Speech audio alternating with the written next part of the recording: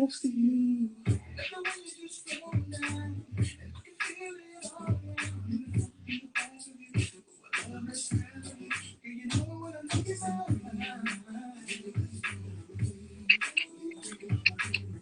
What's up, my brother?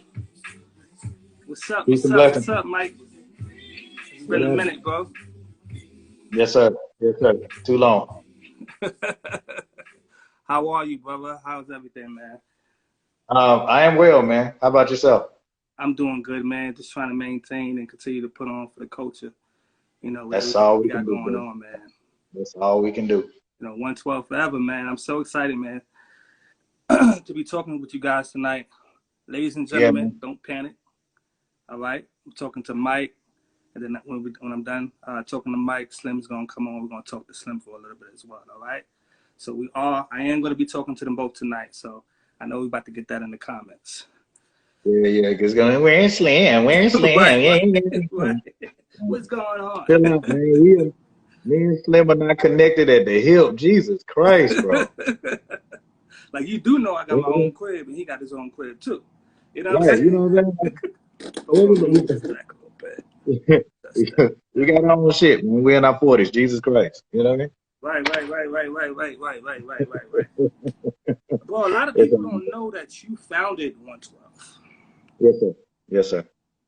And it was honestly, bro, it was really because, you know, I couldn't do anything else. You know what I'm saying? I wasn't good enough to be on nobody's football team. I wasn't, you know what I'm saying, tall enough to be on anybody's basketball team. I didn't like contact anyway, so I just knew that. And then you know, I wasn't in no streets either like that. You know, my mother and my family, they just made sure that they kept that element away from me, even though I was around it, being in inner city Atlanta, you know, and my cousins and everybody, they all, you know, were just there like, hey, bro, you can't go in this direction.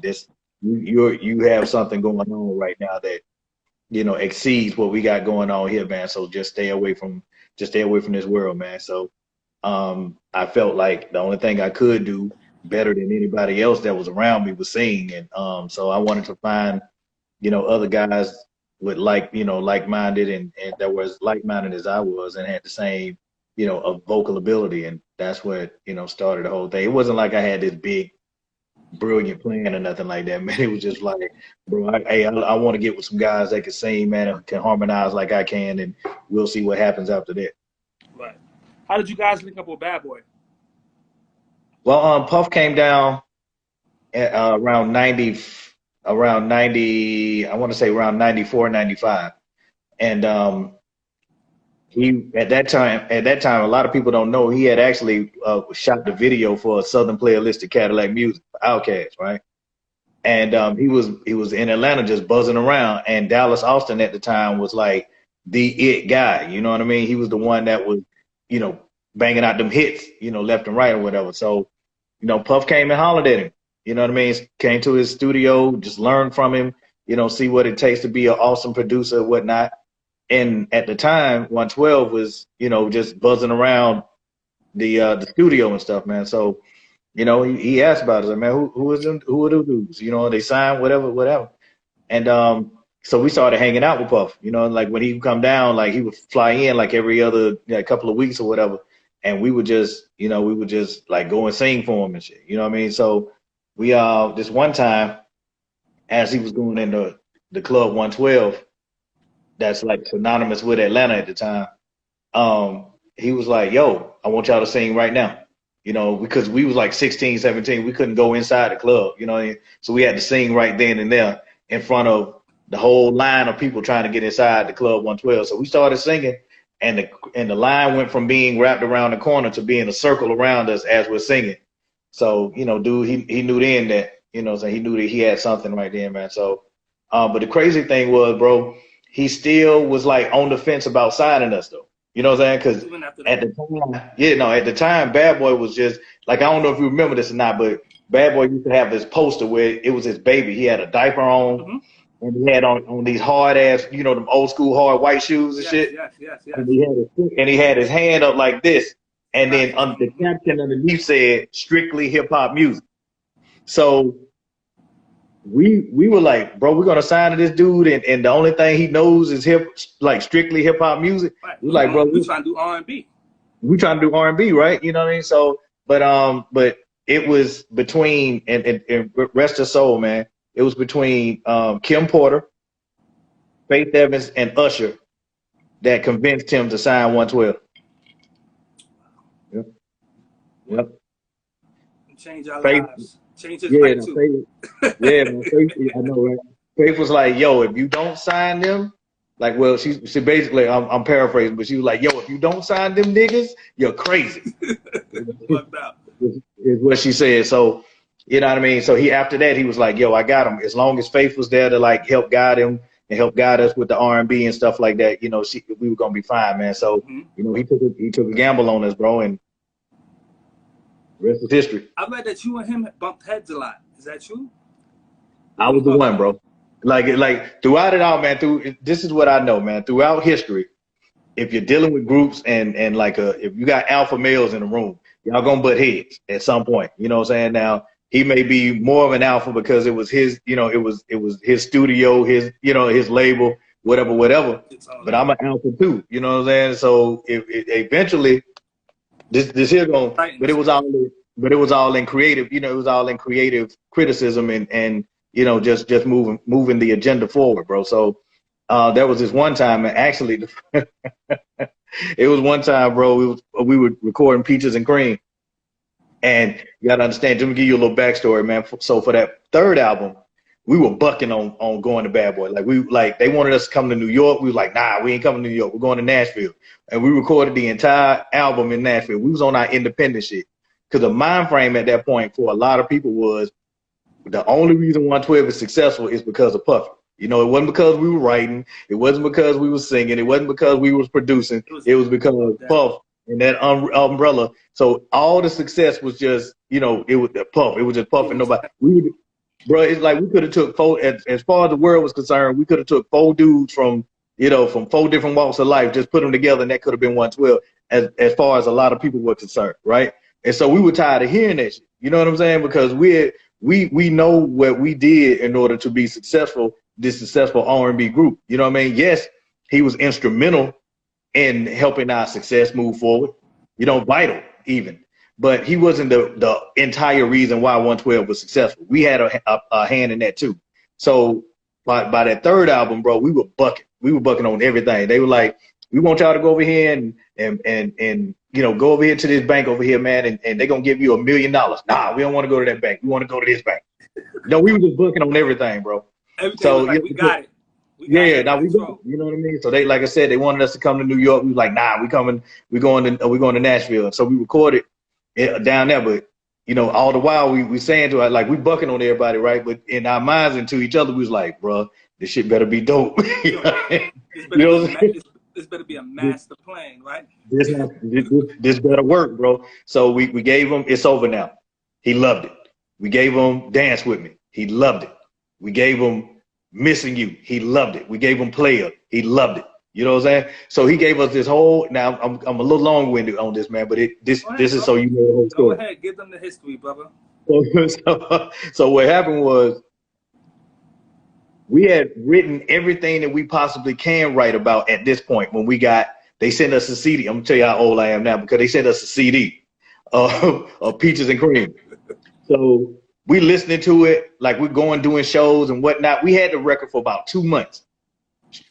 Shout out to Mario Winans too for blessing us with that one, bro. So we had the track for like 2 months and could not write not one thing to this record, bro. We knew that it was a hit, but we could not write it because we had already written about being in love, being out of love, being in the club, being out the club. You know what I'm saying? We had written about everything at this point. Peaches and Cream was like the last record that we recorded because we couldn't write anything else to it, right? So Puff was finally like, yo, I know this record is a hit. Y'all got to come up to New York. So we finally was like, all right, bet, since you got us on this, you know, since we can't write nothing to it or whatever, we're going to come up to New York. We're going to get with a bunch of writers. And actually, we got with Pooh Bear, the guy that's writing all of Justin Bieber's records right now. Who you talking about? Yes, sir. Yeah.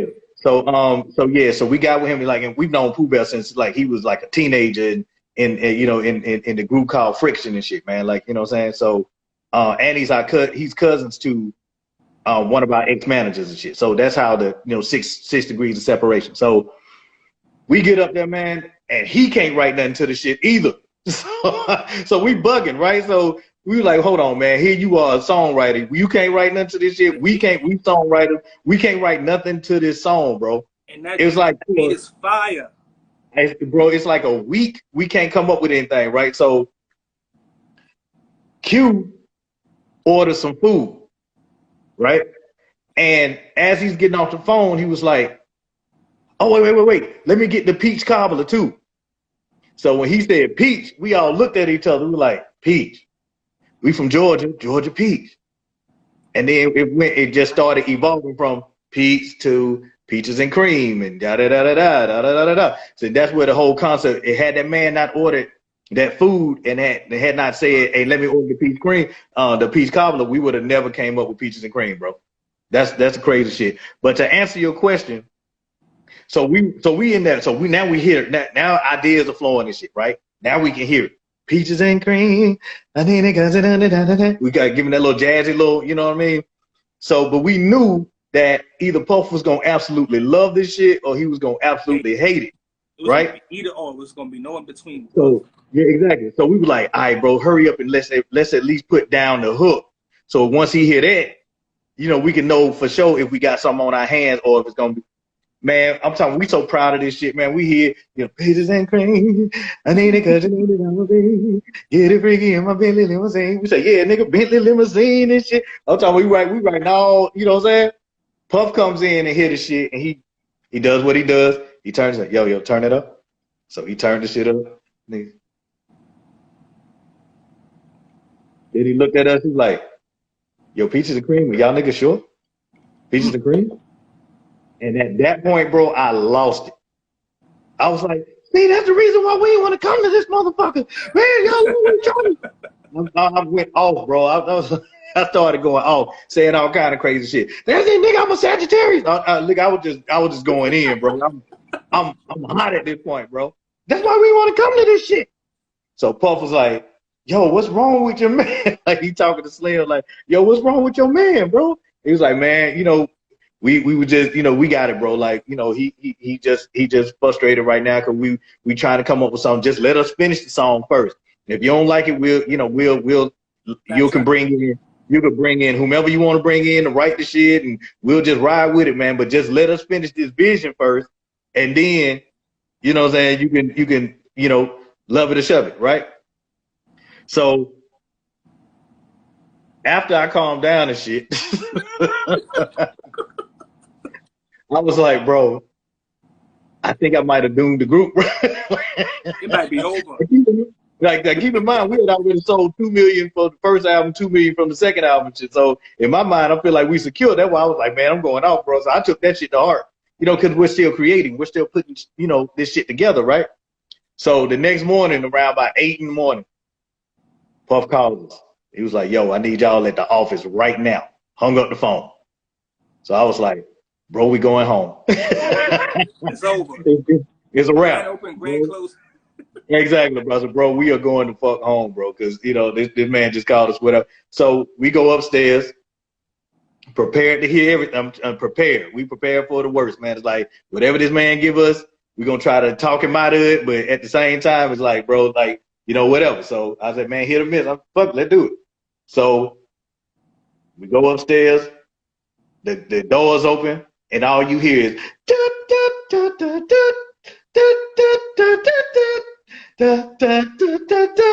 and he comes around the corner. Yo, Peter's ain't great. I need to go do that on my face. He was playing that shit all night. We better make so much money. Like he was just like, yo, bro, like this is it. This is the entire office was they played that shit for like 3 hours straight, bro. It's like, yo, this is it. This is this is y'all album. This is the one that's gonna take y'all from just being an R&B group to that superstar status. Like y'all, this record, that all these hits that y'all been giving us on this shit, and then Peaches and Cream on top of it, it's like, yo, man, y'all out of here with this shit, man. But yeah, that was the one time that I actually went off on dude, bro. When was The S, the L, the I, the N. Was that like on the record when he got it, or that was later on? Okay, I got a story about that too, bro. So I got a ton of stories about it. So we were looking for melodies for Peaches and Cream, right? So Slim started going, let me tell you what I want to do. Now, if you listen, the melody of Peaches and Cream sounds nothing like anything 112 did before, right? So we almost got like a rap nigga vibe with the shit. You know what I'm saying? It's almost like we rapping as opposed to actual singing. So, you know what I'm saying? So Slim goes in, he was like, man, is this too much? I was like, no, bro, keep going. You got to keep going. Like, go in that direction. So Slim wrote his first verse with Pooh Bear. Then Q and Pooh Bear wrote the second verse or whatever. So it was time for me to do my verse. And so what we like to do before we even go into the studio, we'll start playing other people's music, you know what I'm saying, just music before we get hype or whatever, right? So as I'm doing my shit, right, before I listen, like before I go and do my shit, for some reason, like we were I guess we were watching BET or something, and Nate Dogg had just jumped on there, man. So you know, because if you listen to that,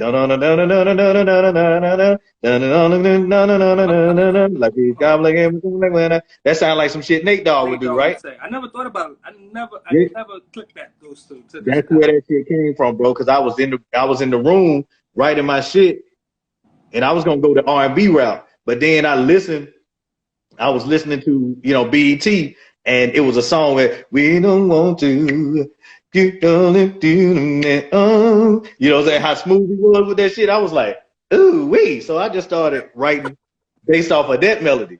So that's where that whole "don't wanna stop and go, you know I can't get enough, wanna taste it," that shit came from me listening to Nate Dogg do his shit, right? Wow. So I'm gonna ask you a question in a minute because it's a funny shit too. So the whole premise of Peaches and Cream, because we knew that we weren't gonna be able to talk about, you know what I'm saying, Peaches and Cream, and you know, like flat out saying we eating pussy. You know what I'm saying? We can't do that, right? No, right. It's not gonna work radio. So, yeah, that's not gonna work at radio, bro. We was gonna do some dumb edits on that shit.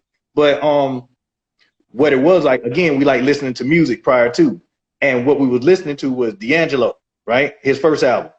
And a lot of people don't know, to this day, a lot of people don't know that when Brown Sugar is talking about him smoking weed, it ain't got nothing to do about no woman. Brown Sugar, go back and listen to Brown Sugar, bro. I know I just blew your mind, but Brown Sugar is talking about him smoking weed. It has nothing to do with a woman. So we took that approach. We took that, yeah, bro. He's done an interview, many an interview about it, bro. If I'm lying, I'm flying. Brown Sugar is talking about smoking weed. So, but he did it in a subliminal, slick way. And so we were like, in order for us to do Peaches and Cream and talk about what we want to talk about, we're going to have to be slick with it, you know what I'm saying, and be subliminal. So that's where the idea came from, to be subliminal and say all this stuff and being suggestive about what we were talking about, but not coming out directly and saying, you know, we want to, you know, go down on a woman and shit. You know what I'm saying? So, what's the dude, man, like, I forget what that shit was, man, but Slim heard that shit coming in. Once again, we listening to music. And Slim was like, bro, you know, I'm finna do something crazy on this shit. So he jumped in there and said, it's the S, the L, the I, the M, right? And that shit just stamped it in the beginning. That nigga Puff came in, heard that shit, and that's where that song, it's the D, the I, the D, the D, the Y, the D, the I, the D, is the. It came from there. Because he came in and I saw it. Let me tell y'all something, man. We've known Puff for years, right? We've known this cat for years, so we know when he hears something that, you know what I'm saying, and it sparks some shit. So he came in and he heard Slim, it's the S, the L, the I, the M. That nigga said, yeah, I like that. I said, Slim, that shit is gone. Okay, it's gone, bro. Like, that shit is gone. As soon as that shit came out, man, and he came out with his album, it's the D, the I, the D, the D. It came straight from Slim, bro. It came straight from Slim singing the S, the L, the I, the M. That shit was the funniest thing. I said, Slim, didn't I tell you? I said, that man's gonna get you, bro. He's gonna get you. And he was like, what you talking about? I said, listen to this shit right here. It's the D, the I, the D, the D. He got him. He got him, bro. He got him. That's the funniest shit. Yeah. Did you guys have any other offers or any other situations, potential situations before Bad Boy? Before Bad Boy? Yeah, we actually were in the Dallas Austin camp. Like, I honestly thought that we were going to be signed to Rowdy Records. We actually thought we were going to get signed to Rowdy Records with Dallas on. But Dallas told us that, you know, and he was so busy with the things that he had going on, right? He had Madonna he was working on, TLC he was working on, you know, as far as like music and stuff like that. So he sat us down he said, and I can respect him for this. He sat us down like me and said, yo, I can sign y'all. But if like, say, if we had this conversation in like July, right? He was talking about signing us the next year, like that January of next year. Puff came in and said, yo, I'll sign y'all right now. So you know what I mean? He was going to be waiting. So we was going to be waiting because, you know, he was working on Madonna. He was working. He was like, yo, my mind ain't on it right now. Yeah. He was like, my mind ain't on R&B right now. I'm doing TLC. I'm doing Madonna right now. My mind's not right there. So I wouldn't be able to give y'all the attention that, you know, I want to give y'all, signing y'all to my label or whatnot. And Puff slid in, was like, yo, you know what I mean? Like, what's happening? So, and we were like, do we sit here? Because we're loyal, you know what I mean? So we were like, do we sit here and wait on Dallas, or who may or may not sign us at that point? Or do we go ahead and go with this, you know, this sure shot right now with Puff, who's starting this up and coming label, and we'll be his premier R&B group, you know what I mean? Right. So we were like, bro, and so that was a no-brainer. That was a no-brainer. I remember when the Bad Boy reunion tour came around, like, you guys bought it every night, bro. Every city, every night, you guys bought it. Just how was that experience for you guys? I know it was a minute since you guys were on Bad Boy. How was that experience, just being around everybody again and just going out there to do what? They did like 20-something cities. How was that experience? It felt like home, bro. It felt like home. It felt like we was back home. You know what I mean? It felt Bad Boy again. Now, the crazy thing was 112 had still been touring. So that wasn't, you know, doing arenas and shit. That wasn't new to us. You know what I mean? So, yeah, so everybody else, they were like, yeah, so we kept it moving. You know what I mean? So that's why you were able to see the professionalism and the way that we moved. We didn't move like anybody else because we were already still in the zone from doing our shows, you know what I mean? And being in arenas and doing things of this nature, where a lot of the artists that was on the Bad Boy show had not been doing shows in a long time, especially of that magnitude. You know what I mean? So, you know, for them, it was kind of like knocking the cobwebs off, you know, just getting back into the groove of performing and being on stage. 12, we was already there. So it was easy for us to just jump from one scenario into another, you know what I mean? So that's why we was able to give it to them every night. And just the fact that we so competitive and you know, it was like, man, ain't nobody finna outshine us tonight. You know what I mean? So that was just the mind frame we had. It's like, ain't nobody better than us. You know what I mean? So we just, you know, and not to speak arrogantly or anything like that, man, but our mind frame was, bro, ain't nobody gonna, not even Puff. He's not going to be better than us. You know what I mean? And we doing the damn thing. That's it. We busting ass, bro. We don't care who's in front of us. We busting your ass. Yeah, man. We're like, we don't care who's in front of us, bro. Like, we gotta have a piece of your ass, man. So that was the mind frame that so when we went in, it was all about, man, just going out and making sure that for however long we was on that stage, that we made sure that they remembered 112 went out there and rocked. You know what I mean? But behind the scenes, man, this shit was so fun, reminiscing with everybody. And it's like, yo, you remember that time that you da-da-da-da, and Faith is over here. You know, that's our sister. Like, we had a few of those dates, bro, and it was just like the chemistry backstage, everything, man. Everybody, it felt so organic. And like, you know, nobody was on no high horse, and, you know, we having separate this, separate that, no communication. It was really like a big family. And, you know, I was a little boy, you know, when Bad Boy was taking off and you guys were doing your thing. So it was one of those things where it's like, for me to be there and see that, it was an experience, man. It was an experience for a lifetime, man, for sure. Oh, my bro Slim is logged on too, man. So yeah, man, it was just an awesome experience, bro. It was a really awesome experience, man. So, you know, we were just fortunate to be a part of that, man, because I honestly don't think that it'll ever happen again. Yeah. You know, but it's and Puff even mentioned that it probably won't ever happen again. But I was just glad that 112 was a part of that history, man, because, you know, we made history, bro. Like we really made history. We made history creating this era, the Bad Boy era. And in addition to that, you know, we did it again and reminded everybody just how dope that era was, man. And to be a part of that, we're gonna live forever, bro. You know what I mean? Like we're gonna live forever. Like through that, we're gonna always live forever, man. My kids will be able to talk about that. My kids will be able to talk about that, and so forth and so on, man. And it was all recorded for everybody to see. You know what I mean? So we're gonna live forever for that. Legendary, legendary. You guys back in May, you guys did the verses with Jagged Edge. Like, yep. That was a good night of R&B hits. Everybody sat on the couch during quarantine and really tuned in. And I don't think that some people really realize the hits, like when you just that all of you had, like it's that both groups had, you know. Like I watched it, I was dancing my ass off, getting lit, but then I went to Tidal after, and just to see the full thing all together, the like 2 hours of just nothing but hits from you guys. Man. How was the process with setting that up with J.E.? Well, Slim did a lot of the talking behind the scenes as far as that goes, because he has a relationship with Free. Well, I have a relationship with Free too. Like, big shout out to my brother Free.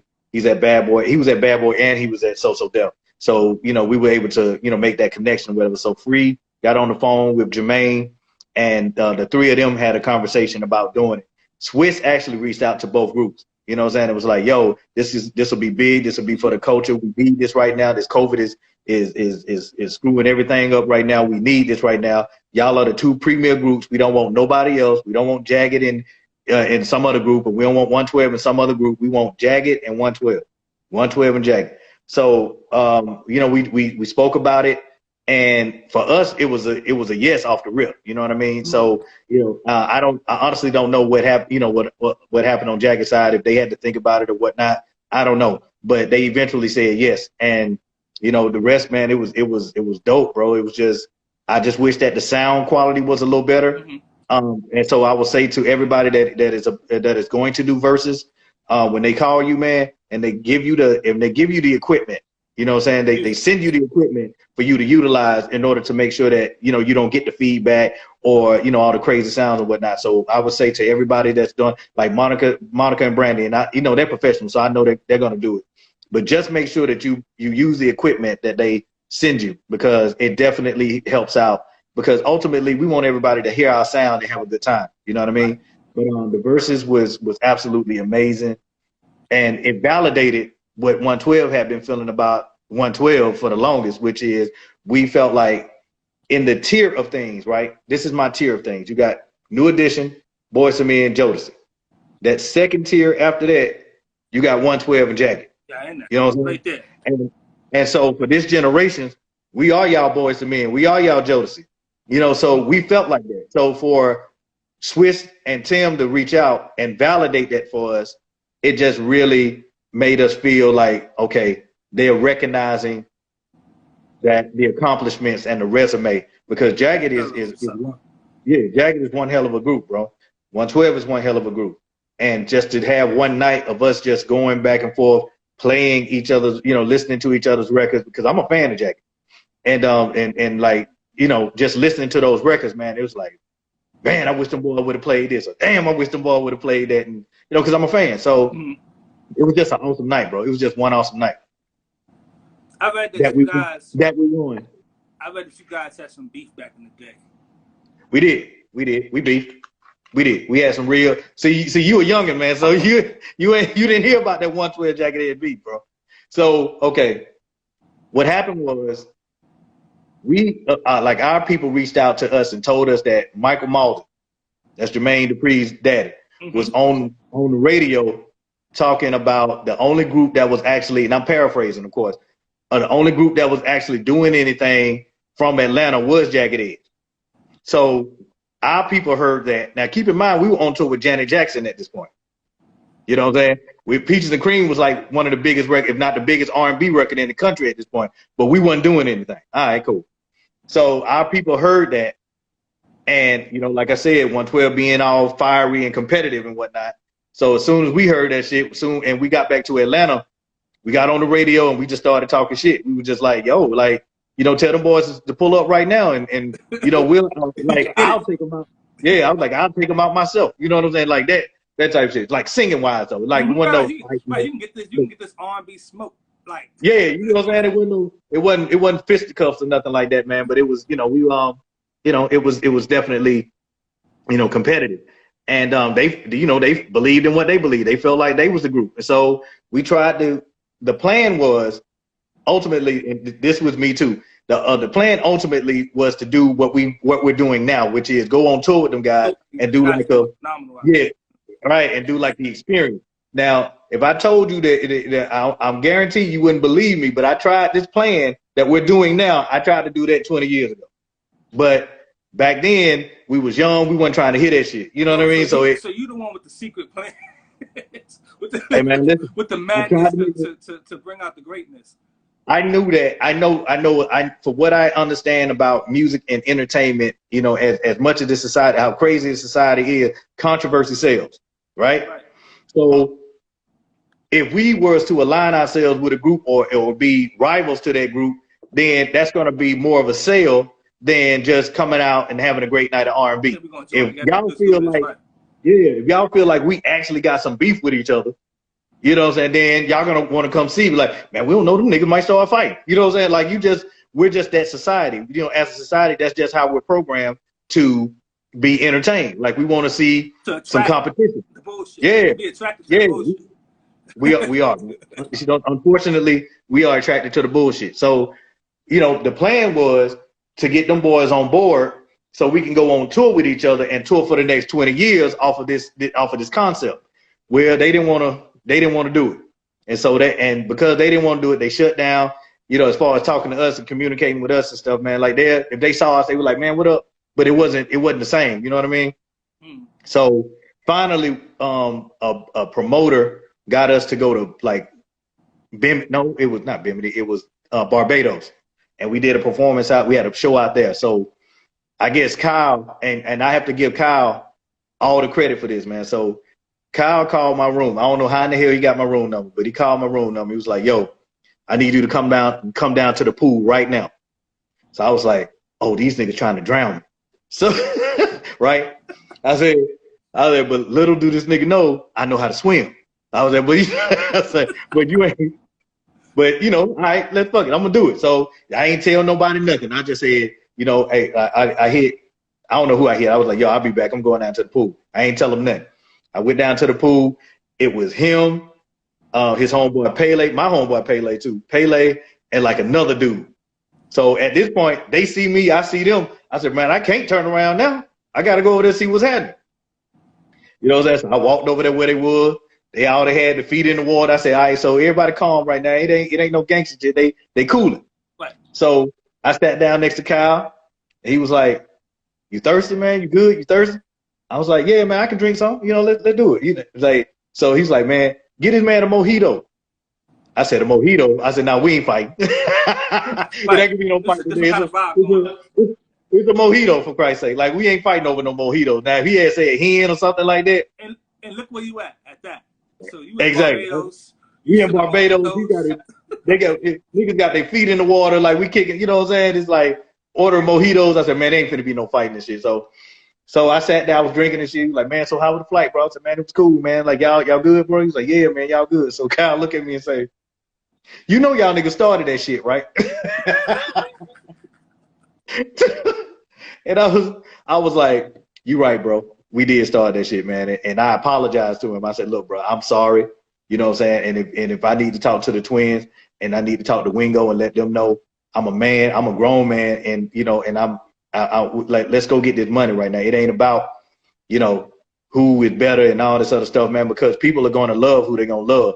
My question is to the masses, why can't you love both groups? You know what I'm saying? Like, you can have a favorite, but why can't you love both? So, you know, rhetorically asking. So yeah, so at that point, man, I was just like, you know what, bro? I'm sorry. You know what I'm saying? I apologize. I apologize to the twins. I apologize to Wingo. I started that shit. You know, and then I explained to them what the move was, and they was like, "Well, yo, why didn't you just tell us that was the move?" I was like, "Because this shit wasn't gonna be authentic." Like, you know what I'm saying? Like, I didn't know if y'all niggas could act. You know what I'm saying? Like, I didn't know. I wanted to be organic. I wanted to be like, you know, y'all really had beef with us, so y'all could go hard. We'll go hard, and then, you know what I'm saying, vice versa. So that was that whole quote unquote jagged edge and 112 beef or whatever. So, but after that, we pieced everything out. We started doing shows with each other, and 2.5 years ago, we created the experience. So we get on stage, we sing our songs, we sing some of their songs, they sing some of our songs, we sing songs together, and it's something that you've never seen before, man. So that was Gary G Squared. You guys did I seen you guys on the Block Party tour. with Guy, with Teddy Riley and Guy. Yep. You guys came out and did each other's songs. How was that? Was that like, did you have to learn all the lyrics, or but you guys were fans of each other's low key? I was fans. I was a fan, so I already knew the lyrics. You know what I mean? So, but we did for just for pimping sake. We all learned. You know, we went back and started listening to all the old songs and stuff. But I just got a brain like that. I remember I remember shit. You know what I mean? So I already knew the boys' songs anyway. And so yeah, but we had to go. We rehearsed for about a month. Just straight up, just choreography, singing, dialogue, what we're gonna say, how we're gonna say it, when you're gonna say it. You know, it takes a whole lot to put on a production like that. And then we had to get our band together and stuff too. So it took like a month to get all of that together. But once we did that, we got on that Block Party tour, man. It was, well, we was coming for niggas' throats, bro. Straight up. Throats. What do you think? What do you think are key elements to good R&B, to good R&B music? What would you say are key elements to good R&B music? Because there's a lot of people out here that be trying, and it's just, trying to sound well. As my sensei Yoda from Star Wars said, you do or do not. There is no try. So when you say that people are out here trying, that's the problem right there. Either you're going to do this or you're not. Either you have the talent, the requisite talent to do this, or you don't. You feel what I'm saying? So if you come in half-assed, you're going to give a half-assed product. And you know how we are. If we don't believe you, bro, you're out of here. Right. You know what I mean? You are out of here. So I would say having a good work ethic, being on time, always being nice to your fan base. Even if they're rude and obnoxious, be as nice as you possibly can. Sign as many autographs as you possibly can. Just have interaction. Make these people, you're like a politician, man, in that sense, in your campaigning. Mm-hmm. You want to make these people feel like they've known you forever. You know what I'm saying? So you got to do those things to make these people that you want them to feel in awe of what you are accomplishing, but not fearful, like not to the point where they can't come up and touch you. You got to be approachable, but still, I got to be cautious about this, man. So you've got to understand, man, that these people are the ones that make you who you are as far as the business aspect of it go. Not in the gifted sense, not in the talent sense, but in the sense of I'm buying your product that you're, so you need, it's an interdependence, if you will. We need y'all just like y'all need us as far as that goes. So when an artist finally gets that in their head, they're going to live a long time in the game, because a person may not like the record that you put out, but because the time that I met you, you signed all my autographs, you took a picture with my daughter, you stayed and you talked to me like a real person, and you didn't try to just brush me off. I'm going to go get your album anyway.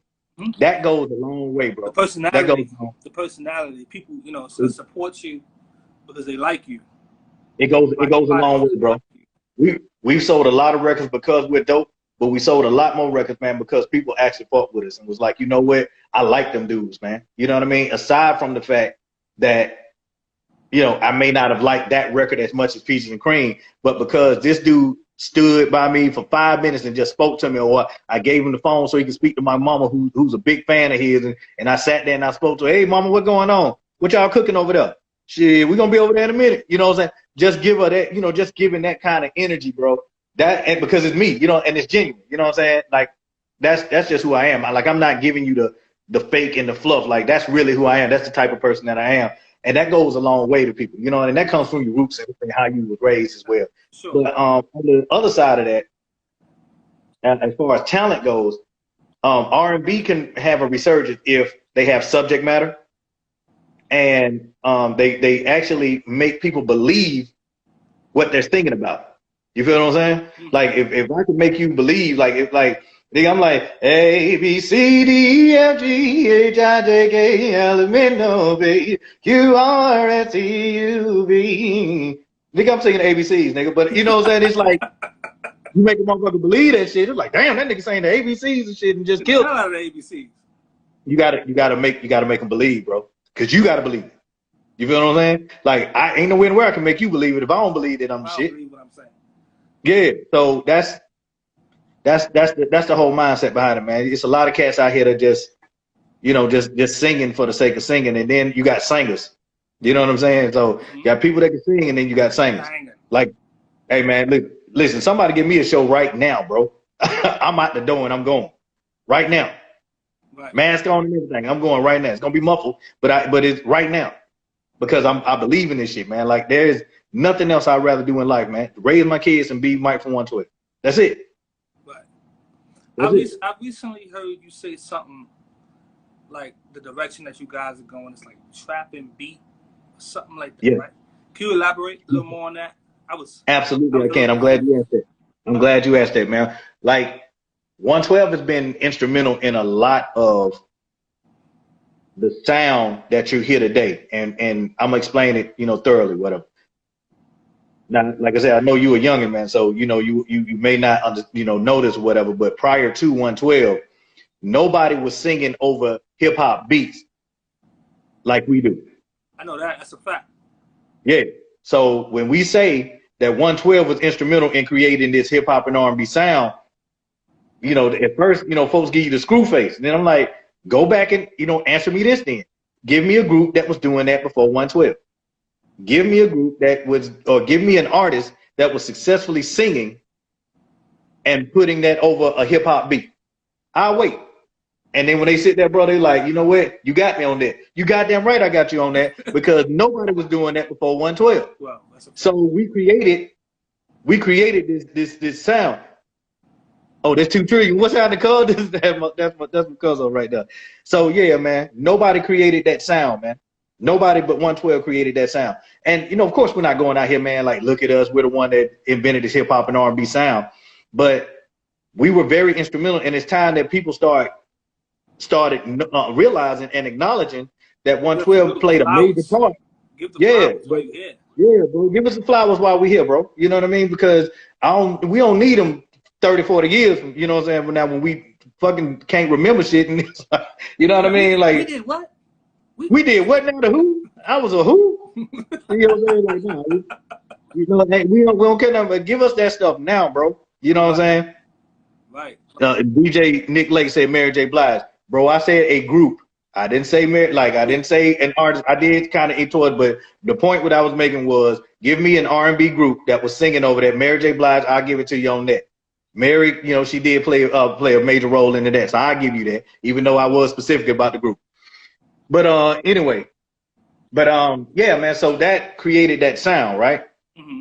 Fast forward 20 years, you're hearing a lot of that without the substance. You're hearing a lot of these artists now singing over these trap beats. You know what I'm saying? So, but still not giving you the overall sound that you get from the late 90s, early 2000s with that substance and just that grit and that grime. You know what I mean?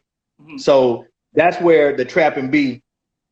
So I'm saying all that to say that 112 is creating this a new genre of music.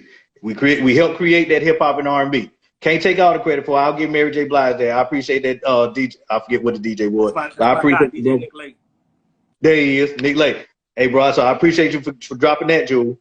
But yes, but we were instrumental in creating that sound.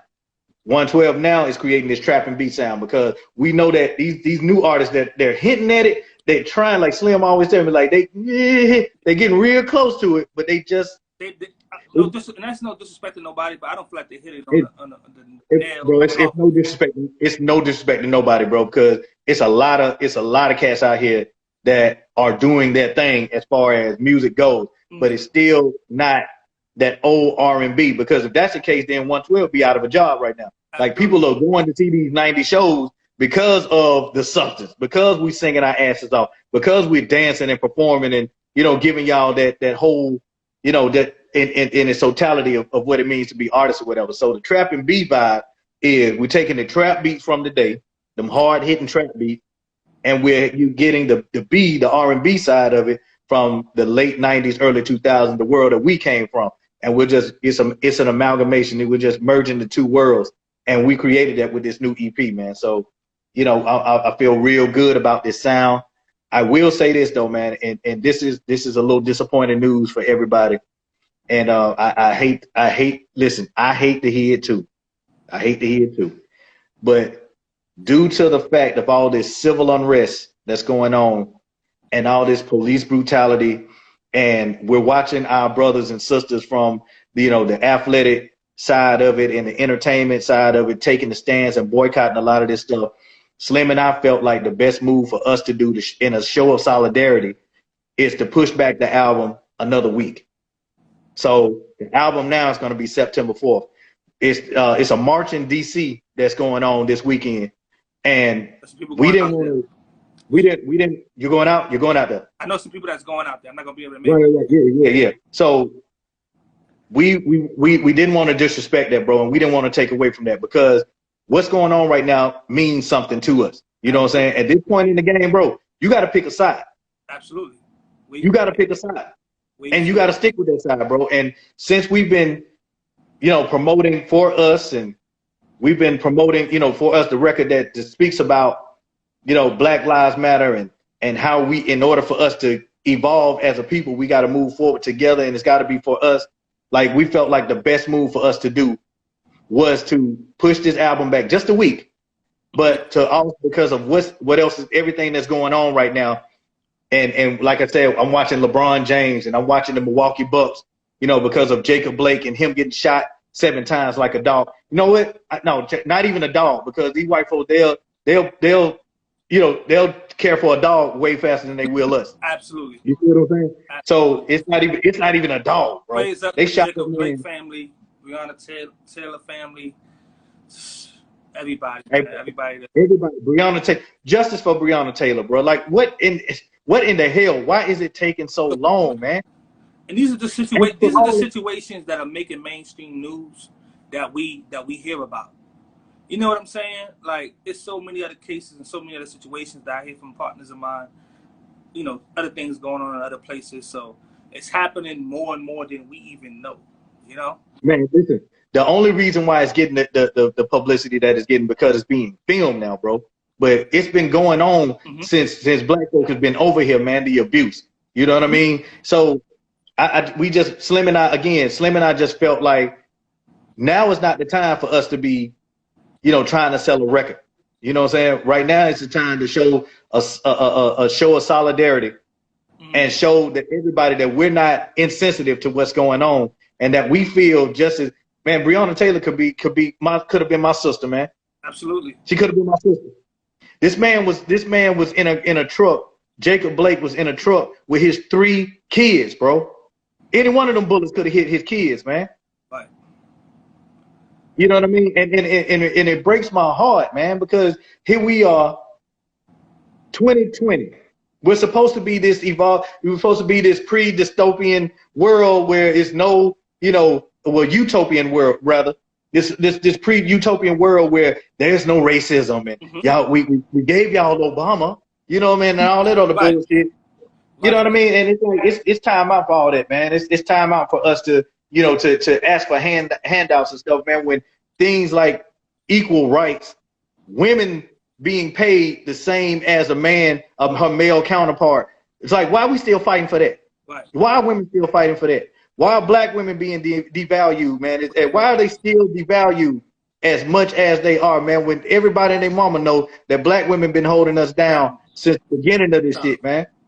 Like, so why is that, bro? Why am I, and I'm sorry, man, not to even go into it. We good. We gonna talk about it. Because I've been watching CNN all day, bro. Mike, my brother, we got a minute left on this because Instagram always knock you out, make you come back on. So I'm just gonna end the live. I'm gonna let you talk to Slim, bro. I'm gonna let you talk to Slim, bro. Huh? Okay. I said I'm gonna let you talk to Slim. All right, I appreciate you, my brother. Yeah, absolutely, bro. Me, my brother. Yes, sir. Yes, sir. Love. September 4th, y'all. So the live is gonna end. I'm gonna bring it right back on. I'm gonna talk to Slim. Once again, ladies and gentlemen, on the FloWay show, Mike from 112. Salute, 112 forever. So we're going to come right back, all right?